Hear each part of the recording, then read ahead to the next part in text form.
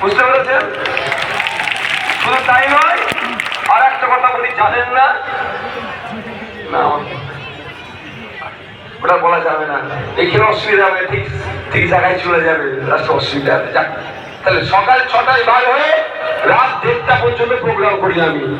তাহলে দিনে যদি আমি জলসা করি, খান পাচের জলসা তো এমনি করতে পারবো ভাই। হ্যাঁ, বড় ভাইজান সানাউল্লাহ ভাই, জুনায়েদ ভাই, সহমান ভাই, আব্দুল কাদের ভাই, সাফিরি ভাইজান, তাহাবিব ভাইজান যেরকম সুন্দর করে ধর্মীয় বায়ান দিতে পারে, হয়তো আমি অতটা ভালো দিতে পারবো না, কিন্তু যতটুকু জ্ঞান আছে খুব একটা তাদের কাছ থেকে পিছিয়েও পড়বো না ভাই।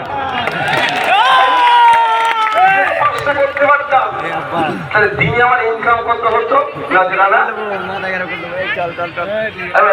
তুমি বুঝে না, হিসাব করে সব ছেড়ে এখানে এসেছি, মানে আমি লসে রান করছি।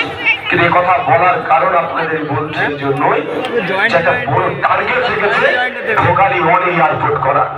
কেন এখন করতে পারছে না এয়ারপোর্ট? নওশাদ সিদ্দিকী আছে, আজকে 250 বিঘা জমি